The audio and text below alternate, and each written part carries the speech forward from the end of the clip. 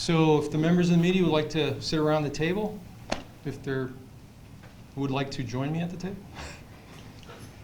I'll join you. Okay, thank you. I appreciate it.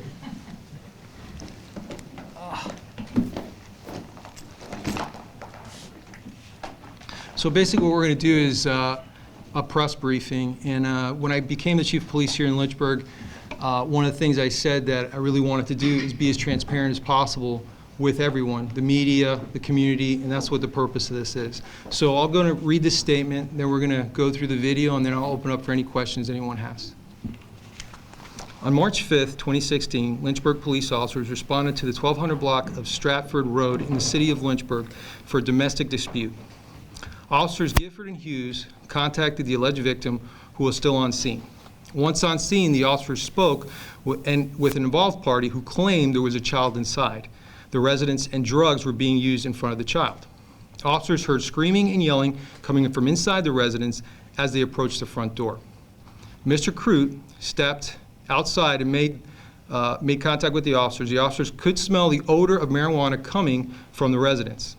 The combination of information gave officers the legal authority to enter the residence to check the well-being of the occupants, including the children, to ensure no one was injured or in distress.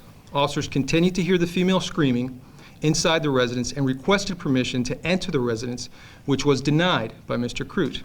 The officers requested Mr. Crute have the female come out in front door and verify her safety. Mr. Crute refused. At this time, Mr. Crute attempted to go back inside the residence. Officers attempted to detain Mr. Crute, and a physical struggle ensued. During the struggle, Mr. Crute punched Officer Hughes in the face with a closed fist and bit his hand. Mr. Crute also grabbed Officer Gifford by the throat, and as the struggle continued, Mr. Crute attempted to bite Officer Gifford on the shoulder area. Officer Hughes observed Mr. Crute attempting to bite Officer Gifford and delivered multiple strikes in an attempt to prevent Officer Gifford from being bitten. Officer Hughes received a laceration to the inside of his lower lip and an injury to his right hand as a result of the altercation. Officer Gifford received an abrasion, a contusion to his right forearm during the struggle. Mr. Crute was checked on scene by Lynchburg fire medics and transported to Lynchburg General Hospital, where he was checked by emergency room staff. There was no visible injuries to his person, and he was medically cleared. The video of this incident was reviewed by Lieutenant Martin, LPD, who serves as the Central Virginia Criminal Justice Academy lead instructor for defensive tactics. His assessment is that Mr. Crute displayed aggressive resistance during the incident. Strikes by the officers in response to aggressive resistance are consistent with their training and appropriate for this circumstance. The struggle took place on an elevated front porch of the residence. The porch was very confined area that limited the officers' options for taking Mr. Crute into custody. This incident is being investigated in accordance with Lynchburg Police Department policies and procedures. All LPD use of force incidents are thoroughly investigated to ensure that they meet that standard. With that being said, I don't know if everyone's had an opportunity to watch the video. I'm going to step out of the way. We're going to play the video all the way through, and then I'm going to show you little pieces of the video that I want to point out to you that kind of tell the story.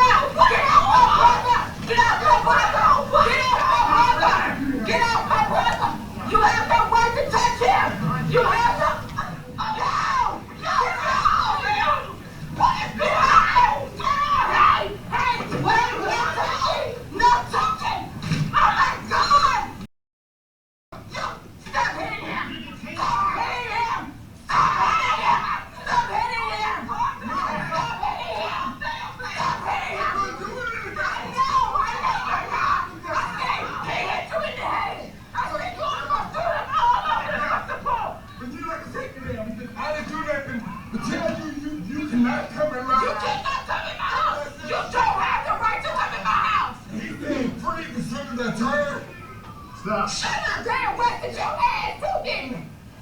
Stop. You fucked up and I ain't doing the job. Stop. Don't let the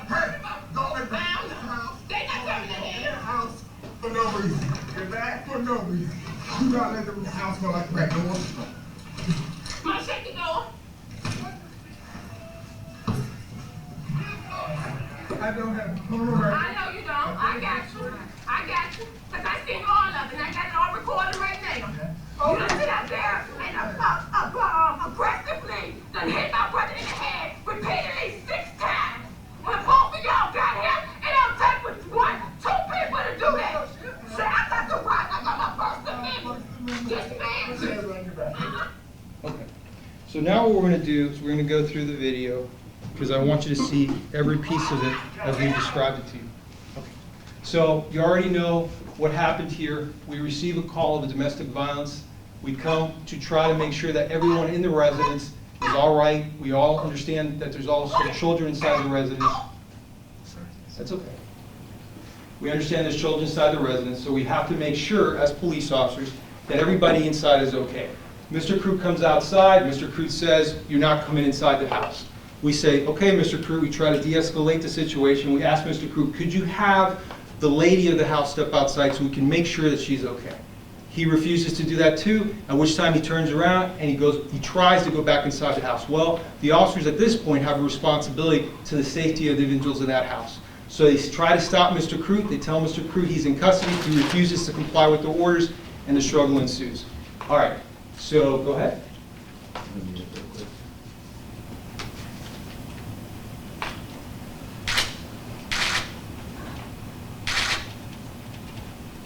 At this point, the officers are trying to take him to custody. As you see, they're trying to control his hands. At one point, you're going to see, it's coming now, where they let go of his hand. Mr. Crute winds back, and he punches the officer in the face. This stuns the officer, and it pushes the officer back. I'll pass this picture out so you all can see it. Okay, go ahead. Now you can see the officer was just punched in the face. He doesn't lose control, he doesn't lose his mind, he doesn't whip out his stick and start beating him. No, he's still trying to take him to custody. Mr. Crute's been told to stop. As you heard through the video several times, he continues not to want to listen to the officer's lawful orders.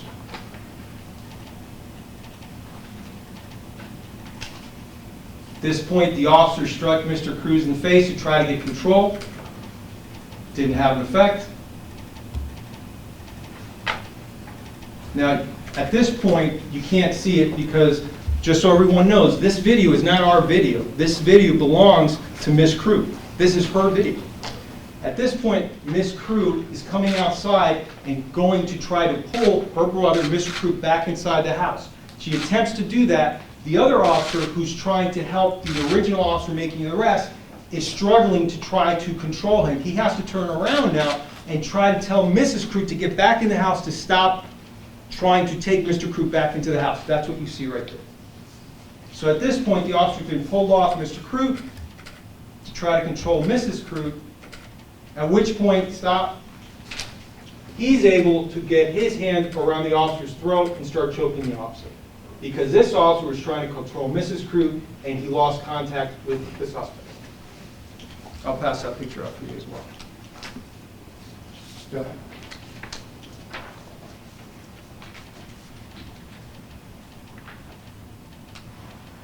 So at this point, and it's coming up, stop. You can see both of the officers' radio microphones have been ripped off their lapels. They're trying to control the situation. You can't see it, but you will see it better and more clearly later. Mr. Crute then tries to bite the officer in the neck and shoulder. At that point, this officer starts hitting Mr. Crute in the back, trying to make him stop biting him on the neck and shoulder.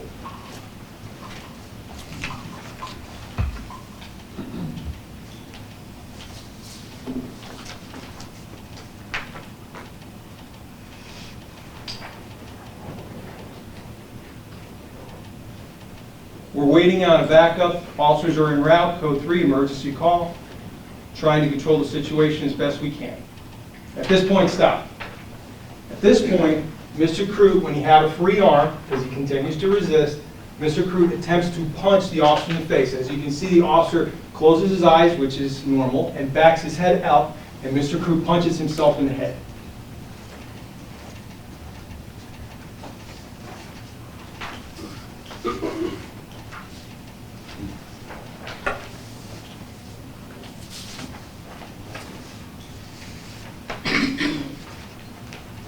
Okay, at this point, Mr. Crute's talking, so he obviously knows he's in control of himself, but he refuses to continue to put his hands behind his back. The officers continually are asking him to put his hands behind his back. As you can see, at no time did the officers lose composure. They're very professional. They're trying to get him into custody. Mr. Crute then grabs onto the roof and refuses to let go.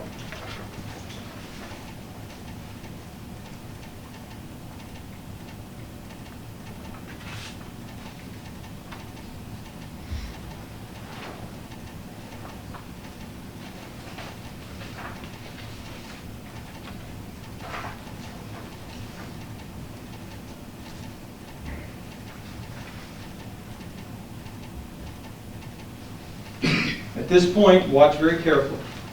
Mr. Crute then again attempts to bite the officer on the shoulder. Mr. Crute was intent on biting the officer, which he was bitten. At this point, an officer shortly thereafter arrives. He's taken into custody. You've seen the video. Thank you. So with that, I'll open it up to any questions anyone may have. Yes, ma'am. You said the officers' names were Gifford and Hughes. Is it J.D. Gifford? We're going to go ahead and just release their last name for right now because it's an ongoing investigation, but Gifford and Hughes. Yes, ma'am. We usually include first initial for the release. I mean, their faces are already in the video.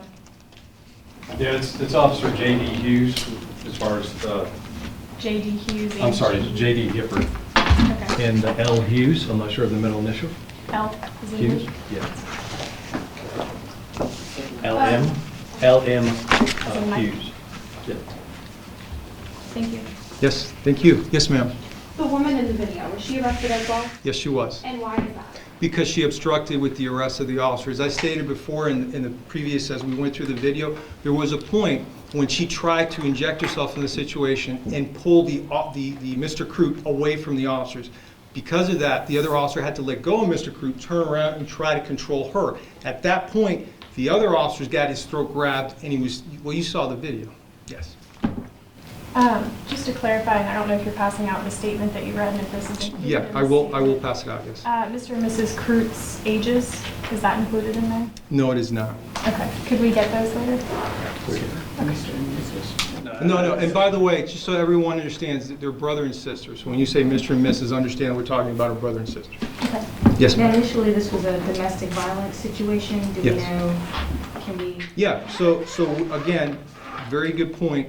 The officers were called to the scene. These officers were not just driving around looking for something to do. These officers were called to the scene by a victim who said he had been battered by the suspect. They respond to the call based on that, and that the victim is saying that inside the house there was narcotics taking place with children involved and some type of domestic disturbance was taking place as well. That's why the officers responded. Yes, ma'am. Do we know when officers arrived exactly how many people were in the house? I don't have that information. I can follow up with you. Yes, sir. Are there any charges being filed or something on the two of them? On both of the individuals, yes, there are. Would you like to know? Yeah. So we have assault and battery on a police officer, assault and battery, 2 counts, obstruct justice, official victim, 1 count, resisting arrest, and that's for Mr. Crute. For Mrs. Crute, or Ms. Crute, it's going to be obstruction of justice and resisting arrest.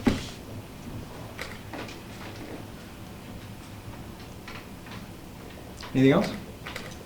What happened with the children or a child in the house? So we call child, yes, ma'am, we call Child Protective Services. They're handling the case.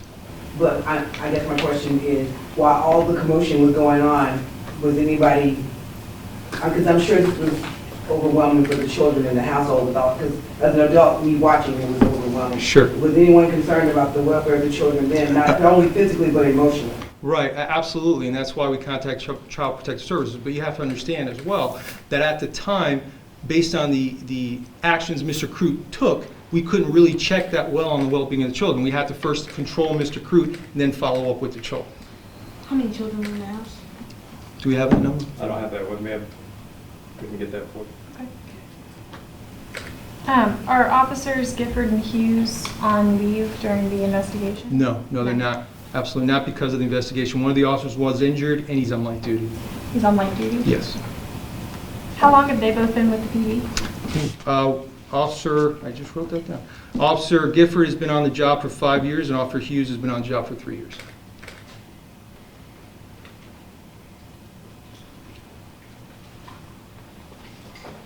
Do you feel that with social media and things, that things can get spread and out of hand very easily? Talk to me a little bit about that. Sure. You look, like I said from the beginning, I believe in transparency.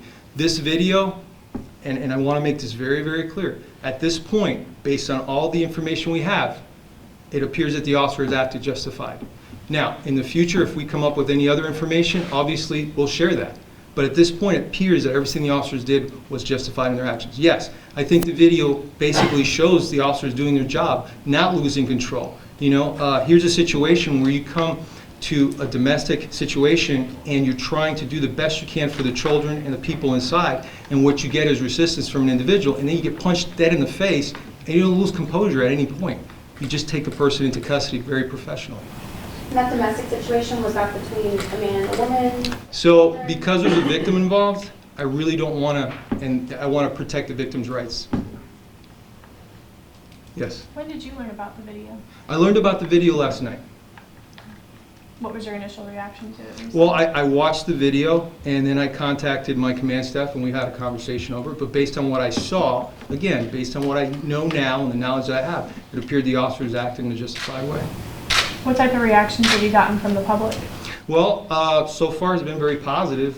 We've spoken to members of the community. We explained to them the situation. We showed them the video. We walked them through just like we did for you, and they seemed like they understood. I mean, here's where we're at. You have to understand that police officers are human beings and they're people.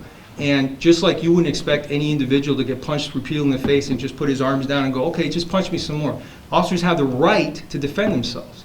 These officers did not at any point do anything showing that they were angry or bitter. They acted professionally the whole time. Were any search warrants filed in reference to this? No, absolutely not. Okay.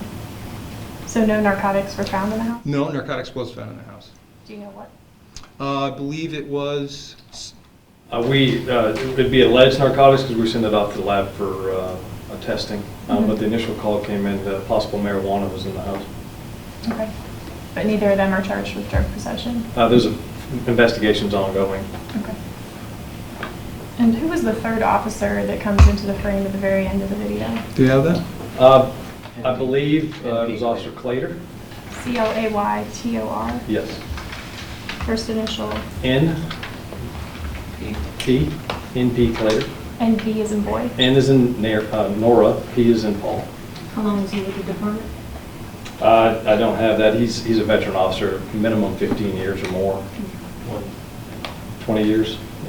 Is he an officer or He's what we call a senior specialist. senior specialist? Yeah, police officer. It's just a rank, yes. Okay.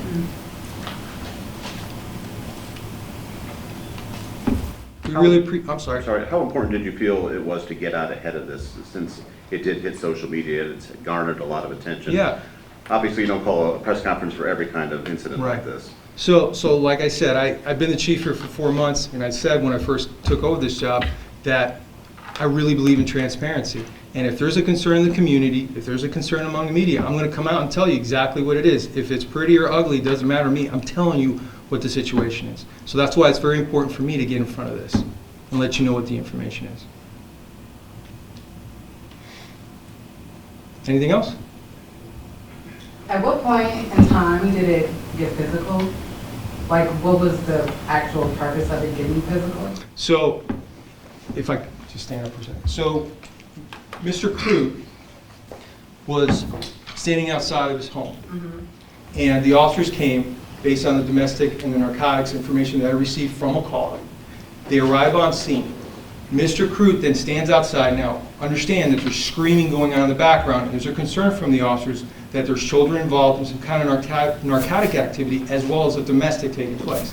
So the responsibility at that point of the officers is to do what? To make sure that the children are okay, to make sure that anyone in the house is okay. Let's kind of flip the script a little bit.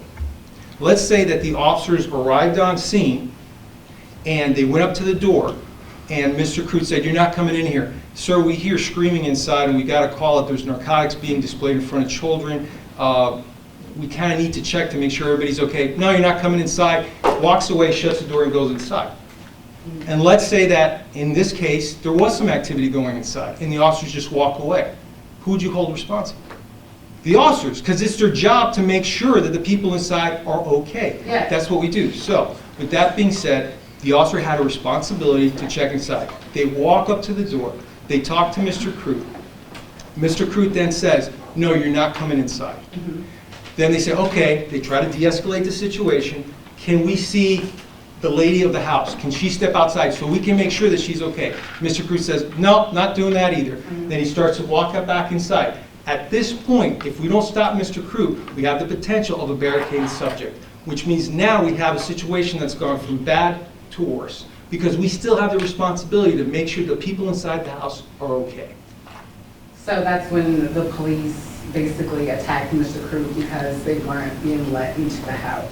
No, Which they- he was probably waiting for a search warrant the proper way.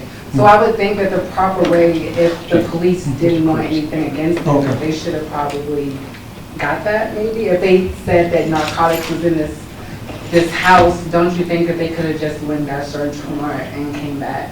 Well, there's exigent circumstances. We don't know what's going inside the house. We don't know if somebody's being held at gunpoint or knife point. So if we took the time for exigent circumstances for something to happen, and something happened inside the house and someone was hurt or killed, that would be on the police. Can't do it like that. And you felt that the way that it was done was the proper way? Yes, ma'am, I do. Mr. Crute's here, and I assume that's his family. I'm open. We're open to the public, and we can discuss this. No Well, you problem. can finish answering your questions. Okay. Yes, ma'am. Do you need a search warrant for a service call? If we're going to a house where we suspect that the people inside are in danger, we have exigent circumstances, we do not need a search warrant. Yes. Anything else? Yes, ma'am. Are you going to release the 911 call recording? Yeah, absolutely. Like I said, it's a middle investigation, but we'll definitely release it. Okay. Not today, though. I don't think we can do it today, but we'll get to it as soon as we can. Absolutely. You have to be careful with that, because obviously involves the victim, and we're going to have to be careful how we release them. Thank you. Thank you all very much. Appreciate it.